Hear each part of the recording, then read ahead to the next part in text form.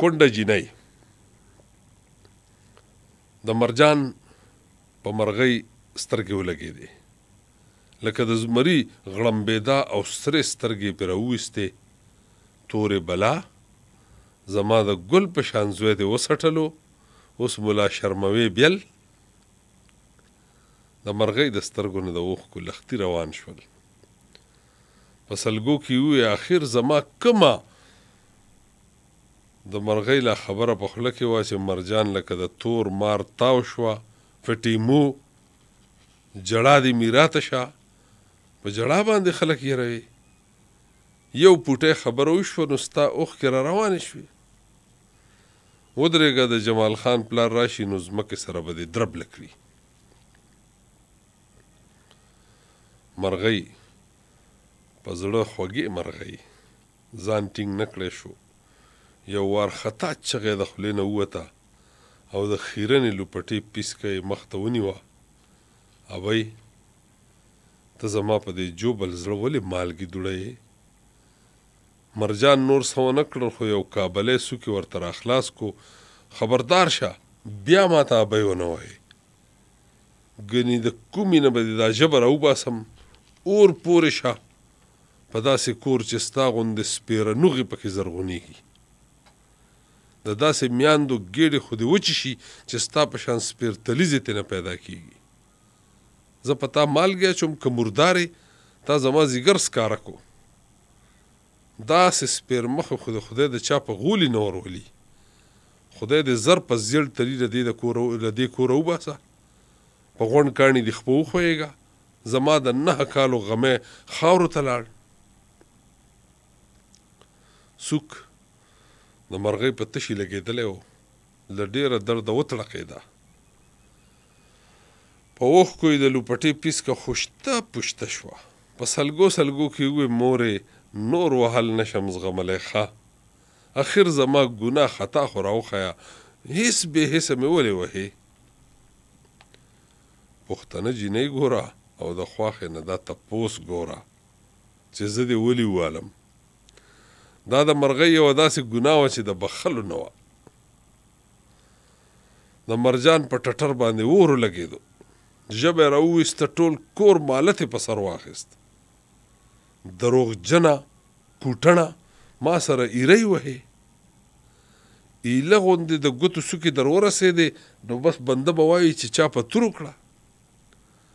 ته چې داسې د ګل غوټۍ وې نو مور پلار واده کولې ولې؟ تعویز کړې به یې وې او په غاړه کې به یې اچولې وې. په ستن کې تار اچول نه ورځي او دومره نیازبینه راته جوړه شوې ده، نه کار نه روزګار او ډوډۍ 4 پشمار. کټوۍ سمسۍ درته یو لوی غر ښکاري. که ایله غوندې ترېنه سترګې په ډډه شي نو ټول لوښي لرګي به مردار پراته. د دې نه پس بیا د مرجان ژبه څه وه چې توره وریځ وه. د کنځلو ګله یې راښکې کړه. مړي ژوندي ټول وستایل.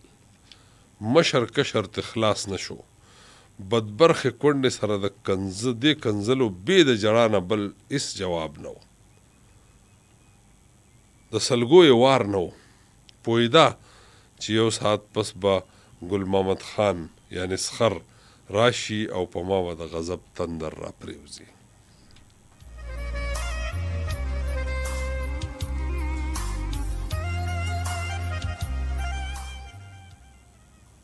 مرغۍ ښایسته وه، قابله وه، په خپله پلارګنۍ کې د سترګو تور وه.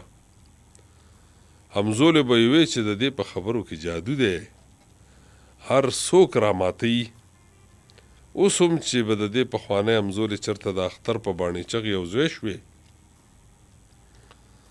نو د دې خبرې به یادولې. په خپل کلي کې د مرغۍ اصیلوالی او سیالتوب مشهور و، لیکن افسوس د پښتنو ناروا او رواجونو هغه بدبرخې کړه. د هغې په تندي کې تیاره شوه. د 15 کالو په عمر کې د 9 کالو هلک ته واده شوه. هغې په تندي کې تیاره شوه. د 15 کالو په عمر کې د 9 کالو هلک ته واده شوه. پلار یې په روپو پسې ړندېدو. په خپلو سپېرو لاسونو یې په ډولۍ کې واچول او لرې یې ورکړه. یو څو میاشتې پس د هغې کمسۍ ببرې شوې او اوس هغه یوه کونډه وه، جینۍ کونډه. د غمونو غرې په سر را پرېوتی و. پلارګنۍ کری ځای نه و، سخرانې خو ورته سپېره ویل. اوس هغه سپېرمخې وه، ناکاره وه، د ټول ټبر پیغورونه به یې تېرول. د سخر کنځل به یې زغمل. ټوله ورځ به یې په کار کې زړګی وچاودو، خو بېګا ته به یې د سترګو پټولو حق هم نه و. هغې ډوډۍ نه خوړه، ډوډۍ لګیا وه هغې خوړه. خیرنو خچنو جامو ته یې هم زړه نه کېدو. کفن به یې را یادوو. داسې ورځ په هغې ارامه وه چې 10-20 کنځل به ورته نه کېدل. هېڅ چرې 4 ورځې پرله پسې داسې نه وې تېرې شوې چې هغې به 2-4 پڼې نه وې خوړلې. د بدبرخې په سر کې ډېر شنه ګوشنه خاپونه وو. یو ورځ په سر کې ګومنځ وهله. اسخر پې د توت په شنه لخته داسې ګزار وکړو چې ډېرې ورځې په هغه لاس کار نه شو کولی. لوپټۍ خیرن نه خیچنه او ریخانګې وه. نو مرغۍ د مور د کور نوې لوپټه په سر کا. سخر پې د شا د ډډې د خاورو د تیلو بوتل واړولو او تیله یې ورته کولو، خو خدای پاک بچ کړه. دا نننی جنګ پسو په دې چې د 1419 کالو جینۍ تمامي ورځ یې په میچنو زړه شین شو. د ګرمۍ خولې پې د نیر غوندې روانې وې. هوا اخیستو دپاره کوټې ته وخته. بس دا نه وه بلا وه. د مرجان په سترګو کې ازغی ازغی کېده. خو شکر دی چې لرګی نه لیدو. ماسخوتن تیر مرغۍ کټ کې ایلم لا نیغه کړې وه چې ګل محمد کور ته راننوت. نو سره د راتلو یې ورباندې خوله راوسپړده. ستا ولې ملا ماته ده؟ ډیوه کې لا باتۍ خلاصه نه ده او ته بیا مرداره شوې. پاسه لاس وینځنه راواخله. مرجان په یو ټوپ ورته مخکې شوه او ویې دې ته څه مه وایه. دا د محل راڼۍ پرېږده چې خوب وکړي. که ستا څه کار وي نو زه به یې کوم. دومره ساعت کې مرغۍ کوزه او لاس وینځنه په لاس خر ته ورغله. مرجان ورته په سینه کې یو داسې دیکه ورکه چې غریبه لکې خانګې راوغورځېده. مرجان ووې بس بس بس مونږ وبخه. د خپل خاوند خدمت به زه پخپله کوم. ته زه په پالنګ کې ویده شه. ته راڼۍ یې، ته د نواب لور یې. مرغۍ د اوښکو ډکې سترګې ورته راواړولې. زه راڼۍ چېرته یم؟ ستا یوه وینځه یم، تاسې خفه کېږي. مرجان پې بکړۍ راوچته که. ته بیا ما سره ایرۍ وهې. خلکه وګورئ ما دې سره څه بد کړي دي. دا هر وخت سر سڼه کوي، په کوټه ولاړه وي. ما که تش دومره ووایي چې لورې دا کار د سیالانو نه دی، ته کونډه یې، نو ووایې خلکه په دې کې ما کومه بده خبره کړې ده. له هغه وخت راسې راڼۍ تندی تریو دی. ډېره ژبه یې راباندې سپکه کړه. بیا یې هم له ارمان نه دی رجېدلی. ګل محمد خان چې دا خبرې واورېدو نو خپلې ښځې ته یې ووې ته دې کنجرې سره ولې خوله ګډوې؟ دا خو به یو ورځ زما پوزه پرې کوي. خو هم تا په سر خېجولې ده. هغه بله ورځ چې مې پې د خاورو تیل اچولي وو او سوله مې، ما وی چې ګند غوڅ شي، نو هم ته یې مخکې ته کېدې او رانه دې خلاصه کړه. مرغۍ په سلګو سلګو د سخر په خپو سر کېښو. باباجي ما دې خدای مړه کي که ما بابۍ سره لام کلام کړی وي. خدای خبر چې سهاره راسې ولې راپسې شوې ده. ګل محمد خان په سر لته ورکړه. لرې شه، ورکه شه. تا ته د خدای زر مرګ راولي چې زما عزت په عزت پاتې شي. زما د غمی په شان زوی دې وخوړو، اوس مې په دې سپینه جامه دا غم دی. مرغۍ پاڅېده او په زارۍ مینه ته لاس په تندي کېښو. بابا که رښتیا داسې خبره وي لکه ته چې وایې نو ما اوس وځوه چې سبا ستاسو د ډیران ایره شم او څوک مې نوم په خوله وانخلي.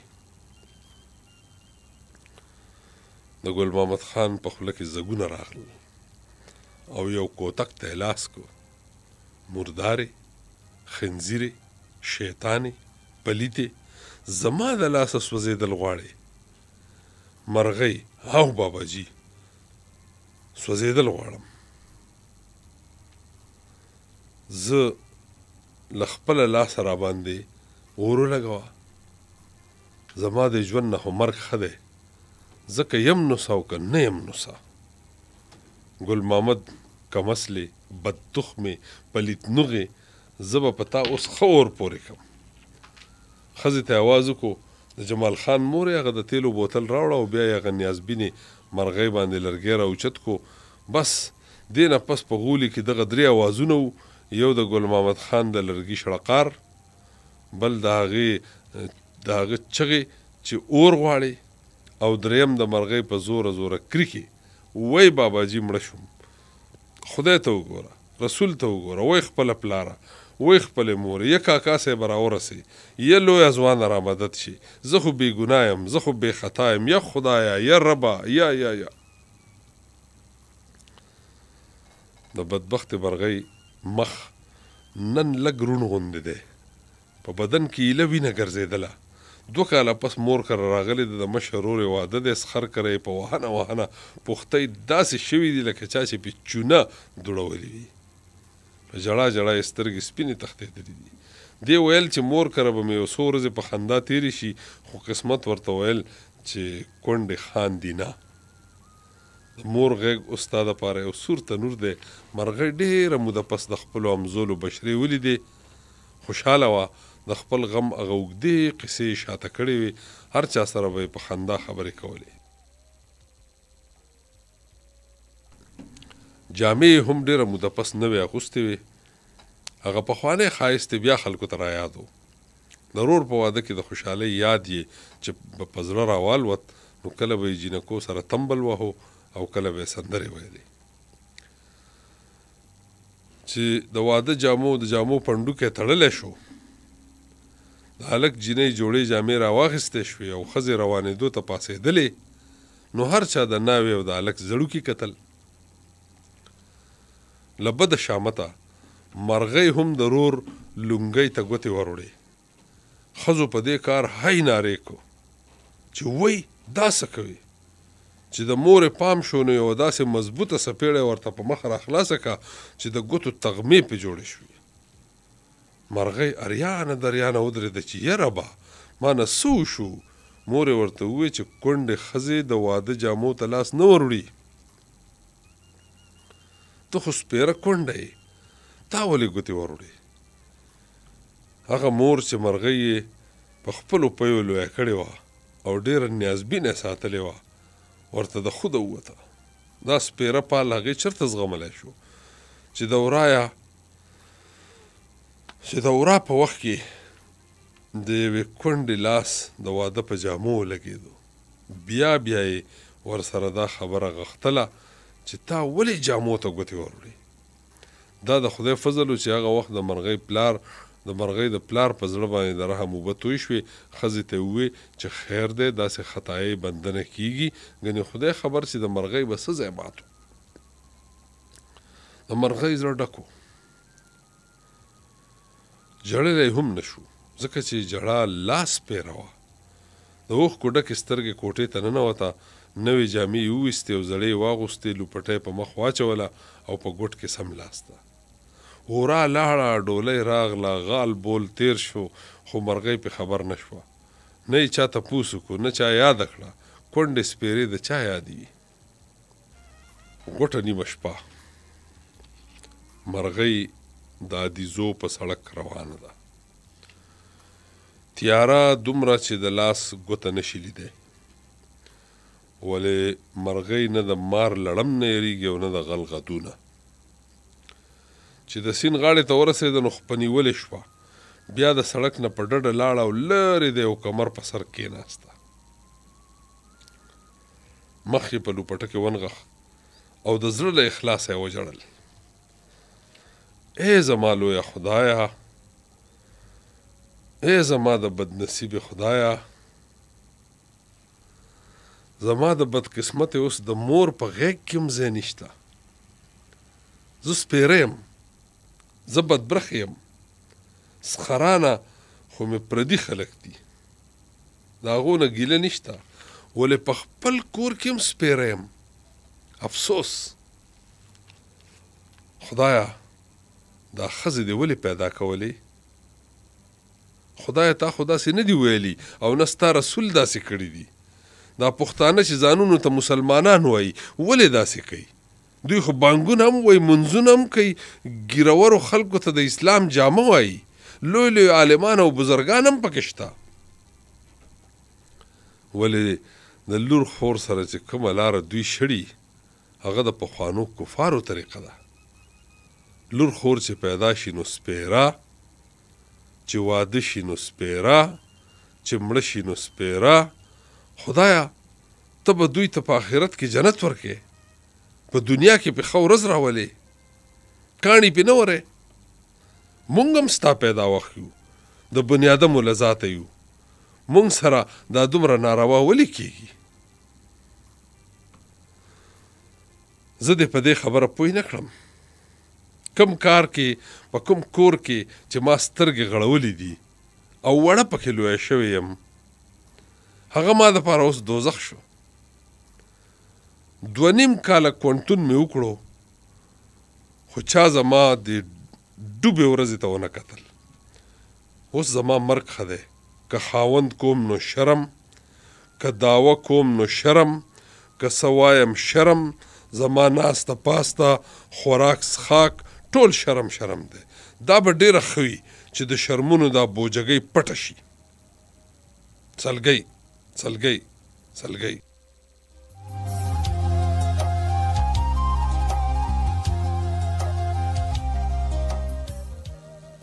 اے سینده ته ډېر پرده پوخ یې،